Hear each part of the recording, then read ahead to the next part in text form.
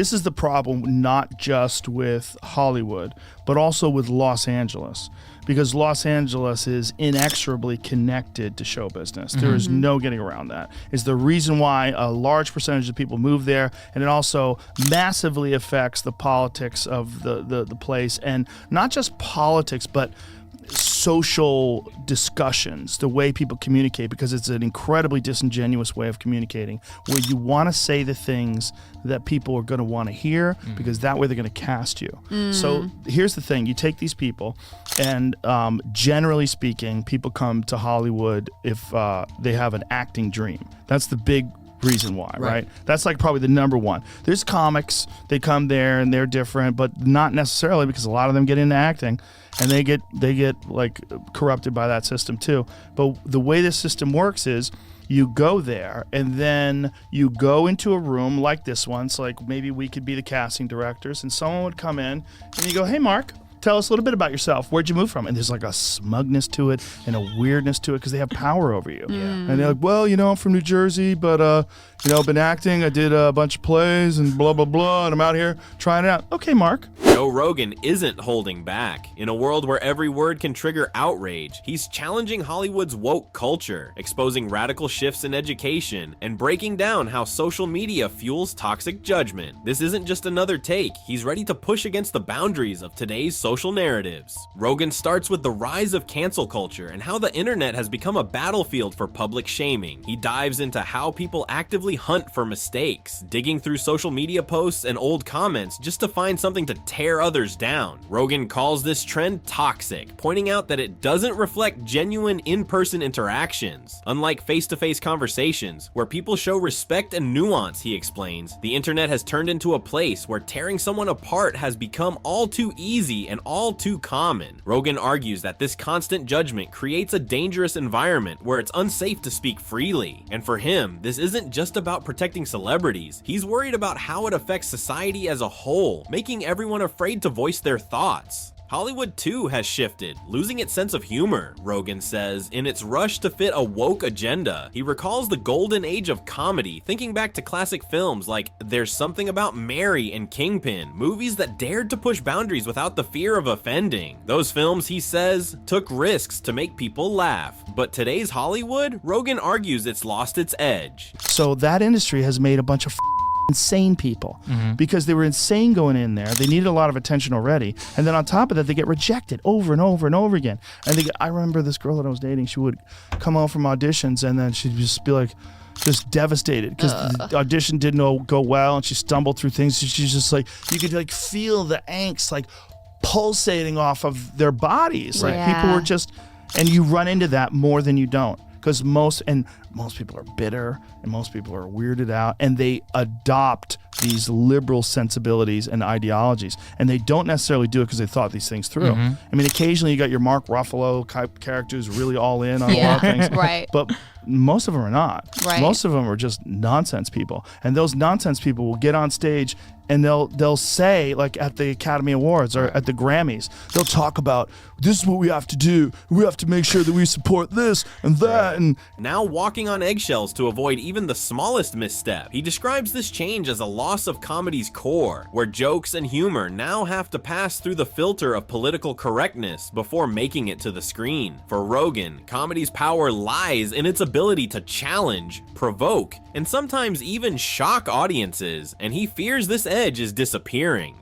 Rogan next shifts his focus to education, where he argues that schools have become battlegrounds for woke ideology. He tells a story about schools allowing students to identify as animals. One of the more beautiful things about human beings is that we vary so much, and that one person who is just obsessed with playing the trombone, and to me, I don't give a fuck about trombones, but that's okay.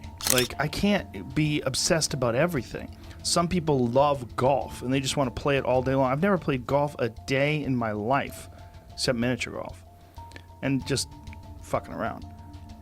But that doesn't, it's not bad or good. And I think there's definitely some skills that you learn from mathematics that are hugely significant if you want to go into the type of fields that you're involved in. For me, it's never been appealing, but it's not that it was just difficult. leading to cases where students start hissing, even dressing up as cats. To him, this isn't about embracing individuality. It's an example of how extreme ideology is reshaping the fundamental purpose of education. Rogan questions if schools are truly preparing kids for life by catering to every whim and expression, or if they're going too far in prioritizing ideology over core learning principles. His concern is clear. He worries these practices might actually be harming students, leading to an environment where anything goes, but at what cost to learning? Rogan deepens his argument on education by focusing on the secrecy some schools keep around students' decisions to change their gender identity. He voices his concerns that schools can choose not to inform parents if their child identifies differently at school, and he doesn't hold back here. For Rogan, keeping parents out of these major decisions is a step too far. He argues that parents deserve to be part of any life-altering decisions affecting their children. Rogan believes that when activist teachers push personal ideologies onto students, they're crossing a line. Concealing important life-altering choices from parents, he argues, isn't just irresponsible. It's a potential danger to young people who need guidance and support from their families. Hollywood's ongoing woke reimagining of classic franchises is next on Rogan's radar. He criticizes Amazon's The Lord of the Rings adaptation, arguing that in prioritizing a social agenda, the essence of the story is lost. For Rogan, iconic tales like Lord of the Rings have always been about universal themes, like the timeless struggle of good versus evil. He believes these stories resonate precisely because they focus on broader human themes, not current-day political ideologies. By imposing today's politics onto classic narratives, Rogan suggests that Hollywood risks alienating audiences who are looking for the original magic, not a modernized social lesson. He argues that storytelling shouldn't be confined by contemporary agendas. It should be timeless, universal, and free to speak to everyone. Turning back to education, Rogan shares insights from Brett Weinstein, who described universities as early incubators of woke culture. Weinstein, who was a professor at Evergreen State College, famously refused to participate in a Day Without White People initiative, and as a result faced accusations of racism. Rogan uses this example to show how institutions of higher learning, which once encouraged open debate and intellectual diversity, have now become places that enforce ideological conformity. For Rogan, this is a major shift, transforming universities from hubs of critical thinking into echo chambers that prioritize woke mandates over genuine learning and diverse ideas. Cancel culture's impact on comedy is another concern for Rogan, who sees humor as a vital space for challenging social norms and exploring the uncomfortable truths of society. He describes how comedians have traditionally pushed boundaries and defied expectations without fear, but now even the lightest jokes can trigger backlash. I hated dealing with actors. I'd never been around actors. And that thing that we were talking about before, where people just like say things that they don't really mean because they think that you're supposed to say those things because there's like a pattern of behavior that you're supposed to. Yeah. Oh, I thought he was amazing in that film. Yeah, no, I thought he was excellent. I thought he had a lot to offer. I mean, there was a lot of that kind of nonsense out here where I was used to real people. I mean, I mean, for sure I was a flawed person. I mean, for sure I was rough and I didn't have good decorum, like the way I communicated. I was a rough guy.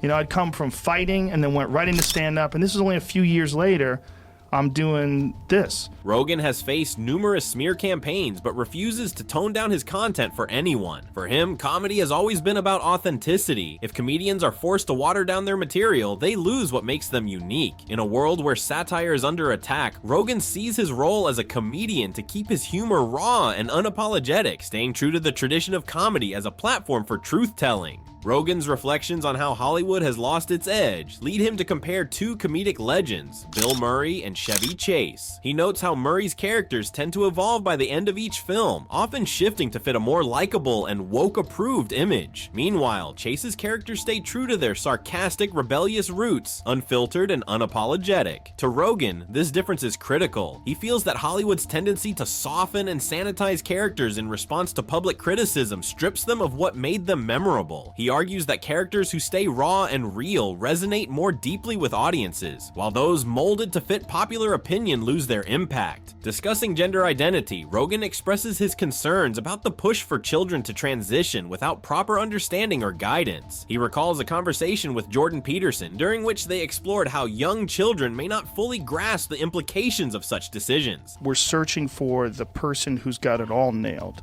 Someone who tries their hardest but is also honest enough about the circumstances to not cry foul when it's gone the other person's way. Especially with laws that enforce specific pronoun usage. Rogan warns that these trends can lead to dangerous levels of censorship and pressure, especially for children who are still figuring out who they are. He questions whether schools and lawmakers should encourage children to make these monumental decisions at a young age, suggesting that real support means providing time and space for them to grow without societal pressure. Taking his concern for children even further, Rogan returns to the topic of schools concealing information about gender identity changes from parents. How did trans people get locked in with queer people or gay people? Isn't that a different thing?